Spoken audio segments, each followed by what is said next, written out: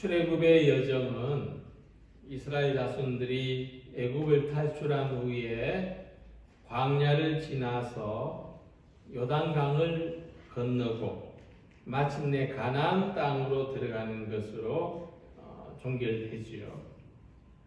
이 가나안 땅은 본래 조상들이 살던 곳이요, 하나님께서 아브라함과 이삭과 야곱에게 약속하신 땅입니다. 특이한 것은 이스라엘 자손들이 이 가나안 땅에서 애굽으로 내려오기까지의 과정은 비교적 간략하게 기록된 반면 애굽에서 가나안으로 돌아가는 과정은 대단히 길고 상세하게 기록되어 있다고 하는 것입니다. 그래서 출애굽기 이야기는 출애굽기에서 끝이 나는 것이 아니라 레위기, 민수기, 신명기를 거쳐서 여호수아에 이르기까지 가나안을 정복하는 이야기로 이어지고 있는 것입니다. 그래서 이 출애굽 이야기는 이스라엘 자손들의 역사이기도 하지만 사실은 우리 인생도 결국 우리들도 왔던 곳으로 되돌아간다고 하는 그런 이야기를 담고 있습니다.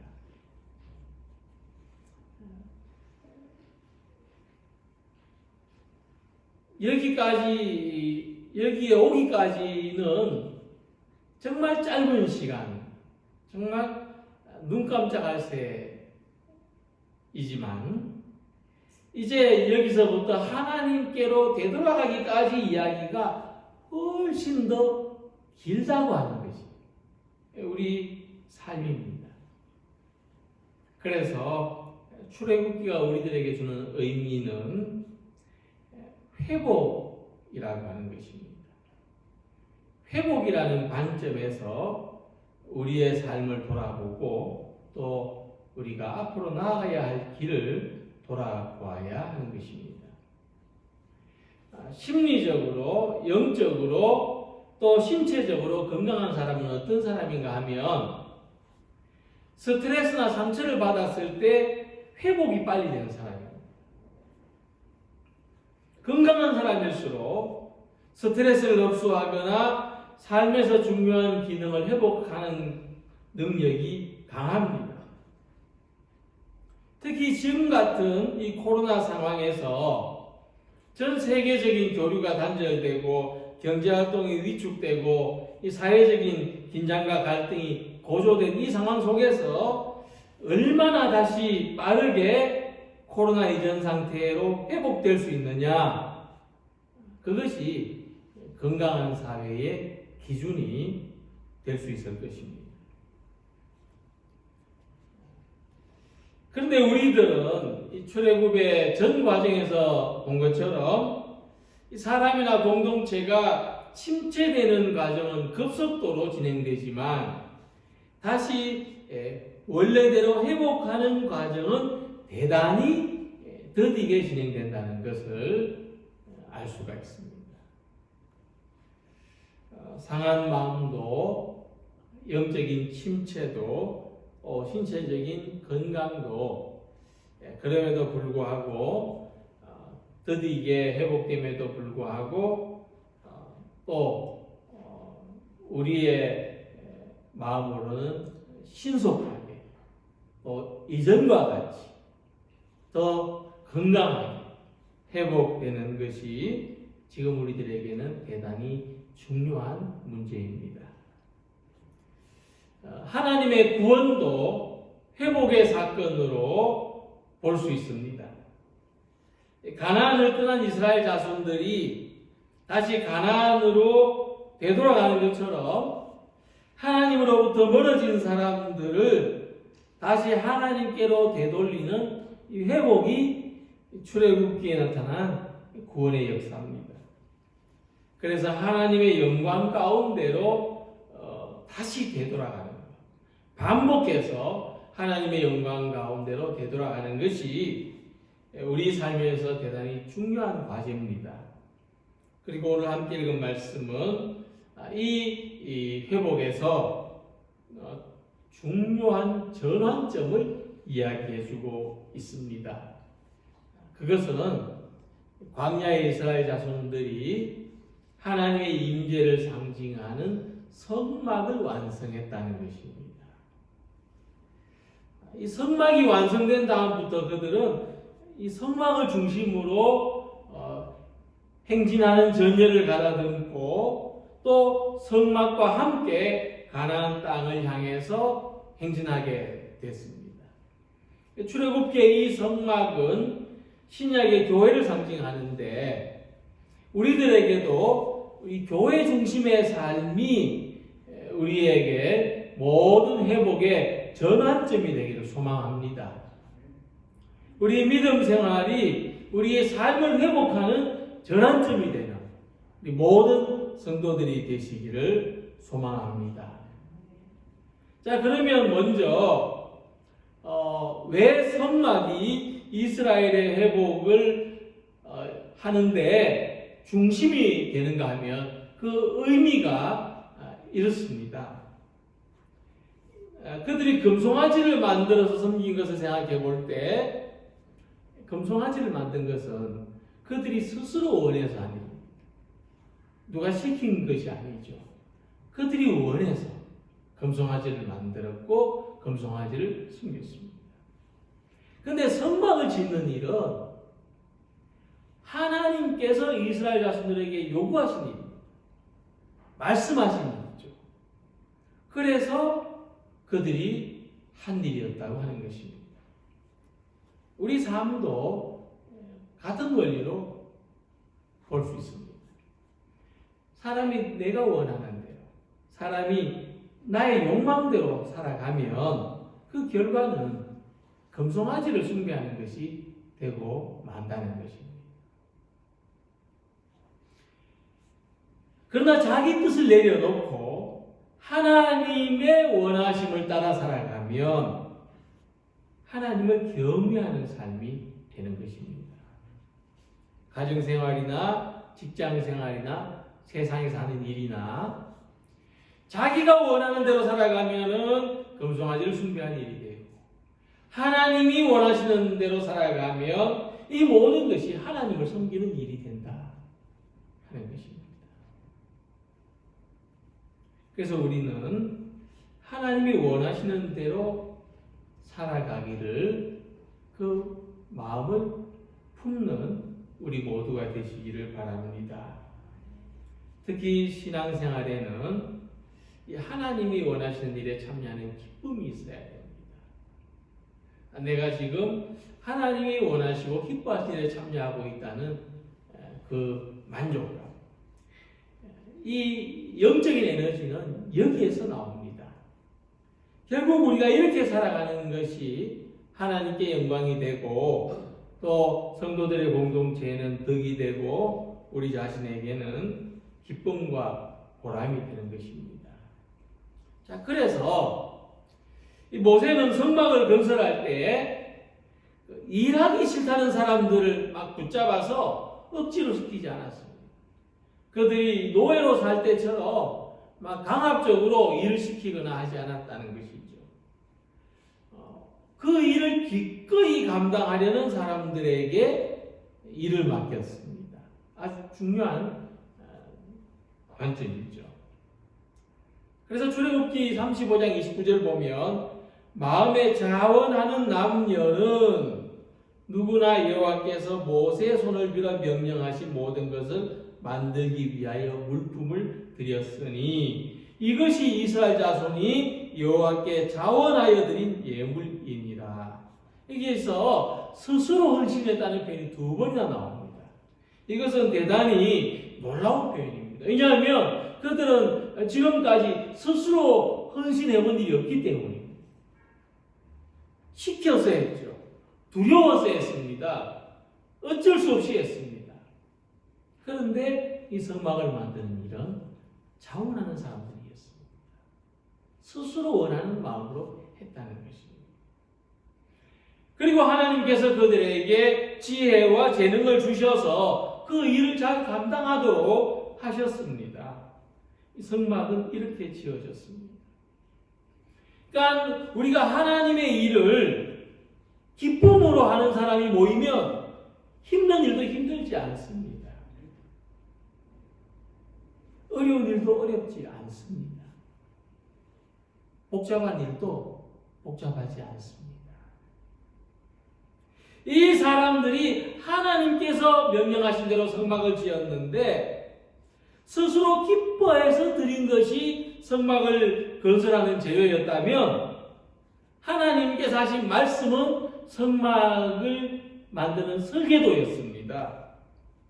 그리고 그들에게 주신 성령의 감동은 성막을 아름답게 짓는 기술이 되었다고 하는 것입니다. 하나님의 일을 기뻐하는 마음, 하나님의 말씀, 성령의 감동으로 한 마음이 될 때에 건강한 교회, 건강한 믿음의 공동체가 되는 것입니다. 이전에 이스라엘 자손들은 그들 가진 것을 자기를 위해서 사용했습니다. 애국 사람들처럼 부유하게 보이고 싶어서 몸치장을 했습니다. 자기를 위해서 금송아지를 만들었습니다. 그런데 광야에서 그게 다 무슨 소용이란 말입니까? 그런데 그들은 자기 만족을 추구했습니다. 또 더 큰 것을 얻기 위해서 금송아지의 우상 숭배를 했습니다. 근데 하나님이 선택하신 백성들이 자기 중심적으로 살아가는 것을 기뻐하지 않으십니다. 그래서 자기 만족, 자기 이익을 극대화하기 위해서 살아가는 삶에는 하나님의 징계가 따릅니다. 금송아지를 섬긴 결과로 그들은 하나님으로부터 징계를 받았습니다. 하지만 지금 그들은 성막을 짓기 위하여 헌신합니다. 그들이 모세에게 가져온 것은 배를 짜는 실이나 또 염소 털이나 양가죽처럼 큰 값이 나가지 않는 것도 있었습니다. 근데 그것을 기쁘게 드려서 성막의 재료로 삼았을 때 하나님이 그들 가운데 임하시고 그들과 함께 하시고 또 이렇게 세운 성막에 하나님의 영광이 가득했다는 것입니다. 구름이 회막에 덮이고 여호와의 영광이 성막에 충만하네. 우리가 작은 것이라도 정성 들여 무언가를 만들고 나면 느끼는 보람이 있죠. 말씀을 쓸 때에도 우리가 한 장 한 장 써나가면은 거기에서 하나님이 주시는 영적인 만족감이 있습니다. 이스라엘 자손들이 그 성막을 아무것도 없는 상황에서 그 성막을 만들었을 때 그 다 만들어진 성막을 그들이 바라볼 때 얼마나 가슴이 벅차올랐겠습니까? 이스라엘 자손들이 여호와의 명하신 모든 말씀대로 행하였다는 것은 그들에게 믿음이 있었다는 뜻입니다. 모세가 그 마치 모든 것을 본즉 여호와께서 명령하신 대로 되었다고 그랬습니다. 그러므로 모세가 그들을 축복했다고 했습니다. 이스라엘 자손들은 하나님의 말씀을 믿었습니다. 그들은 하나님이 하신 말씀을 믿고 따랐습니다. 그대로 했습니다. 그래서 성막이 지어졌고 완성된 성막에는 하나님의 영광이 머물렀다는 것입니다. 이것은 단순히 어떤 성막을 어떤 건물이 하나 생겼다는 이런 차원이 아니라 우리 삶의 내용을 이야기하는 것입니다. 우리 삶의 내용에 하나님의 말씀을 믿고 따라서 살아간 그 삶에 하나님의 영광이 머물러 있다는 것입니다. 사람들이 이 하나님의 말씀에 대한 순종과 그들의 헌신으로 말미암아 만들어진 성막을 보았을 때 하나님께서 영광 가운데 임재하시는 것을 경험하였고 또 하나님은 그들에게 복을 주셨습니다. 이스라엘 자손들은 이 지파별로 성막을 중심으로 동서남북으로 진을 쳤고 또 그 한가운데 성막이 있어서 그들은 아침이나 저녁이나 언제든지 이 성막을 바라볼 수 있었고 하나님이 우리와 함께 하신다는 그 마음을 늘 가질 수가 있었던 것입니다. 우리가 소망하는 교회는 우리가 어디서든지 교회를 생각하고 또 교회를 바라볼 때마다 하나님이 함께 하시는 것을 경험할 수 있는 교회일 것입니다. 그렇다면 이 하나님이 함께 하시는 교회, 하나님이 임재하시는 교회, 하나님의 영광이 충만한 교회는 어떻게 만들어지고 누가 만들어가는 것입니까? 하나님 말씀에 감동된 사람들이 기쁜 마음으로 하나님을 섬기는 보람을 가지고 이 교회를 만들어가는 것입니다. 사람이 떠나는 곳에는 하나님의 영광도 그 빛을 발할 수가 없죠. 우리가 함께 모이기를 힘쓸 때, 우리가 함께 이곳을 중심으로 살아갈 때, 우리 안에 계신 성령께서 우리를 감동하시고 이 하나님의 충만하신 임재를 경험하게 하실 줄로 믿습니다. 또 우리도 우리 교회를 하나님의 영광으로 충만하게 하도록 또 회복되도록 힘쓰고 노력해야 하는 것입니다. 교회는 스스로 빛나는 것이 아니죠. 누군가 그 빛을 밝혀야 하죠. 이곳에 모이는 사람들이 빛이 나서 밝아지는 것입니다. 비록 전등불이 없더라도 이곳에 모인 사람들이 빛이 나면 교회는 밝습니다. 우리 안에서 믿음의 빛이 나고 사랑의 빛이 나고 소망의 빛이 나타나기를 바랍니다. 내가 원하는 대로가 아니라 하나님이 원하시는 대로, 나를 위해서가 아니라 하나님의 일을 위해서, 나의 힘이 아니라 성령의 감동대로 하여서 하나님의 영광이 충만한 교회로 함께 회복해 나가는 우리 모든 성도님들이 되시기를 소망합니다. 이 성막이 지어진 후에 이 각 지파의 모든 사람들이 성막을 중심으로 진을 치고 생활했습니다. 성막에 구름이 떠오르면 그들은 진행해야 하는 줄 알고 성막을 따라갔고, 성막에 구름이 떠오르지 않을 때는 그냥 기다렸습니다. 그래서 무슨 말입니까? 그들이 무엇을 하든지 지금 이 성막의 구름이 멈추는가 움직이는가를 주시했다는 것입니다. 늘 깨어 있었다는 것이죠. 늘 깨어 있었습니다. 40년 동안 이렇게 살았습니다. 불편하다고 서둘러 떠나고 싶어도 소용이 없고, 또 살기 편하다고 떠나지 않으려고 버틸 수도 없었습니다. 구름이 성막 위에 떠오를 때에는 이스라엘 자손이 그 모든 행진하는 길에 앞으로 나아갔고, 구름이 떠오르지 않을 때에는 떠오르는 날까지 나아가지 아니하였다. 머물고 떠나는 그 모든 것을 하나님께서 결정하셨고 이스라엘은 거기에 따랐습니다. 그들의 출입을 하나님께 맡겼습니다. 이 광야에 지도가 없고 길이 보이지 않는 여정을 그들은 앞으로만 나가고 있었지만 하나님께서 함께 하셨고 하나님이 인도해 가셨습니다. 그러므로 저는 우리 삶의 방향은 앞으로만 나아가는 것이라고 생각합니다. 우리는 항상 앞으로만 나아갑니다. 길을 알아서가 아니죠. 지도가 있어서가 아닙니다. 그냥 우리는 하루하루 앞으로만 나아갑니다. 그것이 앞으로 나가는 것인 줄도 모르고 말이죠. 그러나 우리가 가는 길을 하나님이 인도하십니다. 하나님께서 동행하십니다. 그래서 본문을 통해서 보면 하나님과 동행한다는 것은 하나님의 인도하심대로 살아간다는 것입니다.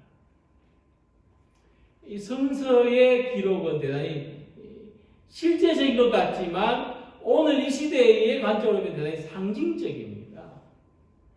지금도 하나님이 우리 앞에서 이 구름처럼 떠올라서 이렇게 가라 이렇게 인도해 주면 얼마나 좋겠습니까만은 그렇게 되지 않기 때문에 상징적이라는 겁니다. 오히려. 그런데 우리가 이 믿음의 의미를 발견하고 우리가 살아가는 것이 중요한데 이 하나님께서 우리를 인도하실 때에 하나님은 우리를 불안에서부터 평안으로 인도하시고 죽음에서부터 생명으로 인도하시고 또 심판에서부터 구원으로 인도해 가신다는 것입니다. 그러므로 우리는 하나님의 인도하심을 경험할 수가 있습니다. 우리 삶이 나아가는 방향을 보고서 하나님이 지금 우리를 인도하시는 것을 경험할 수가 있는 것입니다. 하나님의 인도하심을 받는 삶에서 분명해지는 것은 지금 우리가 처해 있는 문제도 있고 한계도 있고 염려도 있고 두려움도 있지만 하나님은 이것을 넘어서 인도하신다는 것입니다. 시간적으로 볼 때 하나님의 인도하심은 미래에서부터 현재로 인도해 가시는 것이고 공간적으로 볼 때 하나님의 인도하심은 저기에 있는 우리들을 여기로 인도하시는 것이 하나님의 인도하심이에요. 우리는 우리의 삶을 이런 관점에서 바라볼 때 하나님이 지금 우리를 인도하고 계시다는 것을 발견할 수가 있다는 것입니다. 그런데 이 하나님이 인도하시는 삶은 나아가기도 하지만 머무르기도 합니다. 나아감과 머무름의 연속이 있다는 것이죠. 오늘 우리의 삶에 왜 내 삶은 좀 나아가고 싶은데 왜 자꾸 머물러 있는가? 왜 난 자꾸 처져 있는가? 이런 조바심도 느끼겠지만 그러나 우리는 이 나아감과 머무름을 반복하면서 목표를 향해서 가고 있습니다. 사도 바울이 빌립보서 3장 12절에서 이렇게 말씀한 바가 있습니다. 내가 이미 얻었다 함도 아니요 온전히 이루었다 함도 아니라 오직 내가 그리스도 예수께 잡힌 바 된 그것을 잡으려고 달려가노라. 자, 바울은 말했습니다. 이미 얻었지만 아직 얻은 것은 아닙니다. 이미 이루었지만 아직 완전히 이룬 것은 아닙니다. 이미 잡았지만 아직 완전히 잡은 것은 아닙니다. 바로 지금 우리의 삶이 그러하다는 것입니다. 나아가고 있는 것 같지만 아직 아닌 것 같을 때, 이룬 것 같지만 아직 이루지 못한 것 같을 때, 잡았다고 느꼈지만 잡지 못한 것 같을 때, 우리가 어떻게 느끼든지 우리는 활 시위를 떠난 화살과 같다고 하는 것입니다. 이것은 시간의 속성이기도 하고 우리 삶의 본질이기도 합니다.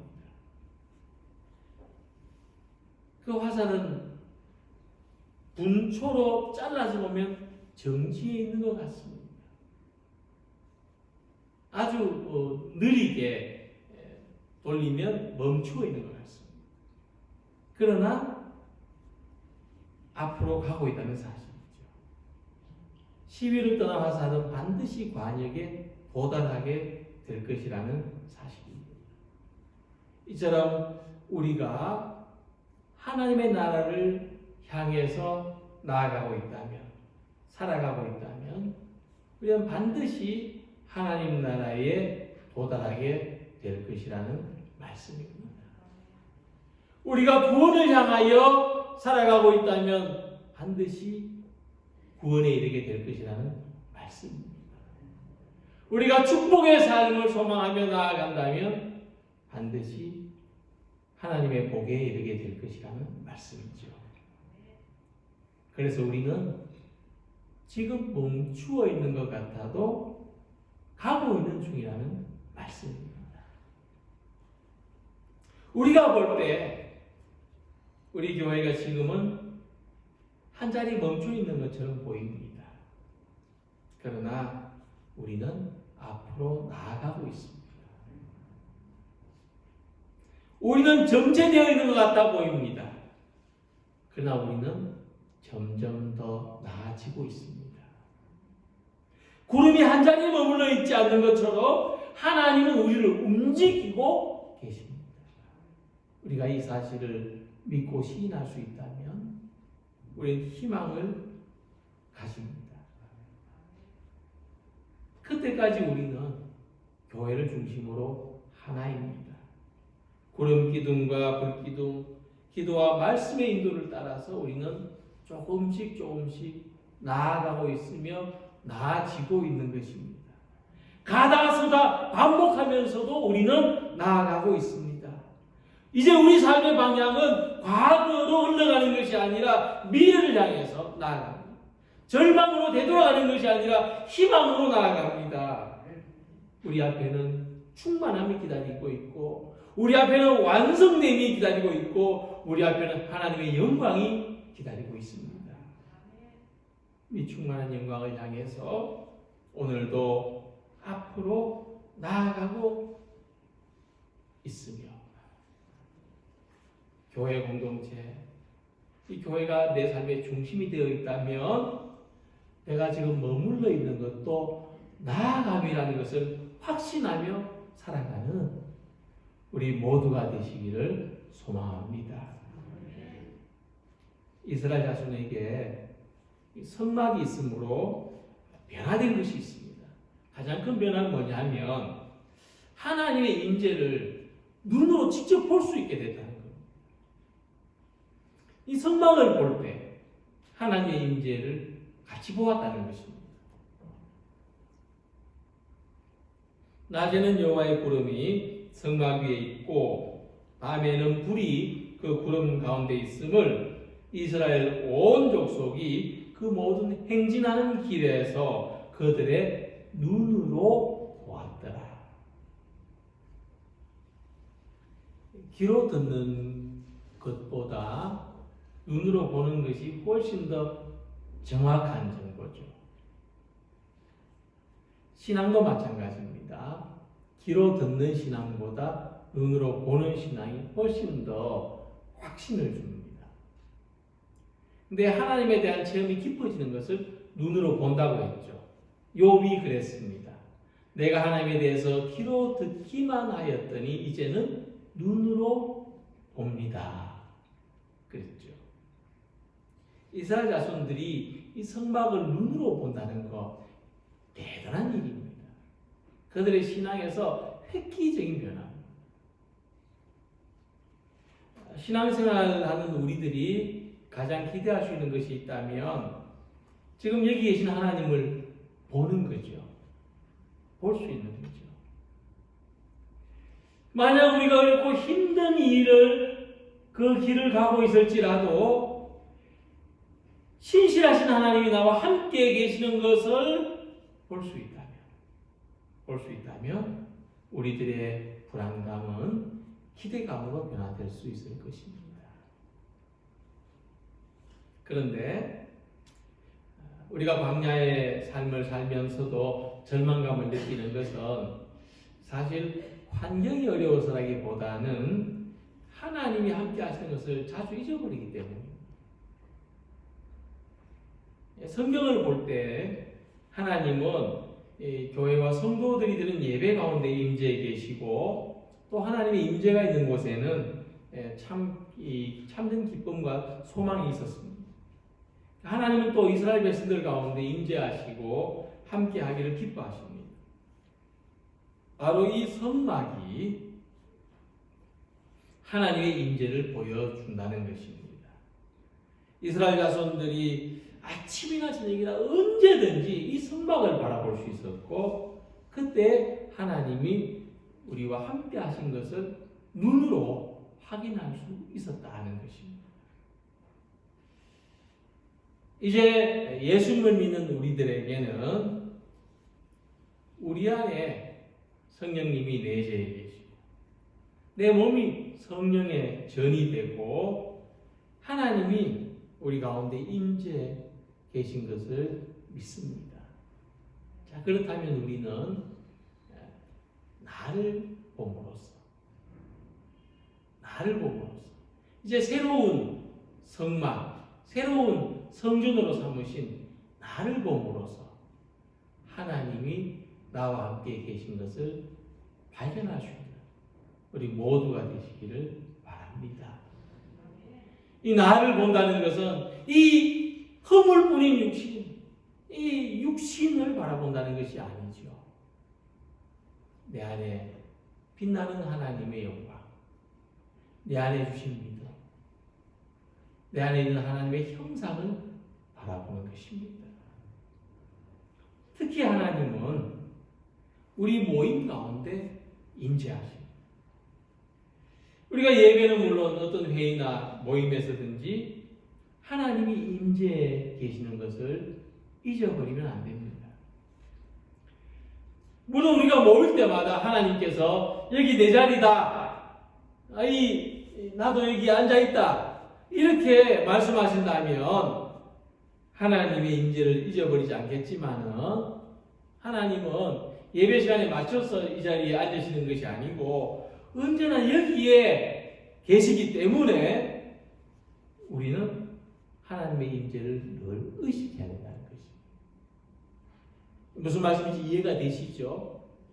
하나님이 예배 시간에 시간 맞춰 오시는 분이라면 그때 만나서 하나님 인사하면 되지만은 하나님은 언제나 임재해 계시기 때문에 우리가 임재해 계신 하나님을 의식하고 발견해야 된다는 것입니다. 그래서 예배 가운데, 기도와 찬양 가운데 5사람이 함께 모일 수는 없지만 한두 사람이 함께 모이는 곳에서도 하나님이 임재하시는 것을 의식하시기 바랍니다. 범사의 모든 일에 하나님이 함께 하시는 것을 인정하시기 바랍니다. 하나님의 임재를 의식하면서 찬송을 부를 때 이 찬송 중에 거하신 하나님께서 감동과 치유와 확신을 주십니다. 하나님의 임재하심을 의식하면서 기도할 때 우리의 기도가 하나님께 드려지는 것을 알게 해주십니다. 하나님의 임재를 의식하면서 말씀을 들을 때 말씀이 우리 갈 길을 인도하는 구름 기둥이 되고 불 기둥이 되는 것입니다. 오늘 우리의 삶은 로데오 경기와 같습니다. 카우보이들이 이 로데오 경기를 할 때 미친 듯이 날뛰는 그 황소의 등에 올라타고서도 바닥으로 곤두박질 치지 않습니다. 그 비결은 중심을 잡는 것이라고 합니다. 그러니까 미친 듯이 날뛰는 황소의 등을 타고서도 중심을 잃지 않으면 떨어지지 않습니다. 여러 가지 환경에서 우리 삶이 요동칠 때에도 중심을 잘 잡고 있으면 우리는 바닥으로 떨어지지 않습니다. 우리 삶의 중심이 무엇입니까? 성막을 중심으로 가나안까지 행군했던 이스라엘 백성들을 생각하시기 바랍니다. 성막을 중심으로 광야에서 그 춥고 메마른 곳에서도 진을 쳤던 그들을 떠올리시기 바랍니다. 교회 생활이 중심이 되어서 한 주간 세상 속에 살아갈 때에도 이 교회에 충만하신 하나님의 영광을 생각하고 우리 성도들의 교제가 우리들에게 위안이 되고 또 이 예배 처소가 우리에게 기쁨을 주는 곳이 되고 이곳에서 임재하시는 하나님께서 우리가 동행하시고 우리 삶의 한가운데서도 함께 하시는 것을 바라봅니다. 거울에 비친 내 얼굴을 바라보듯이 하나님이 나와 함께 하시는 것을 바라보며 살아가는 우리 모두가 다 되시기를 주님 이름으로 기원합니다. 기도드리겠습니다.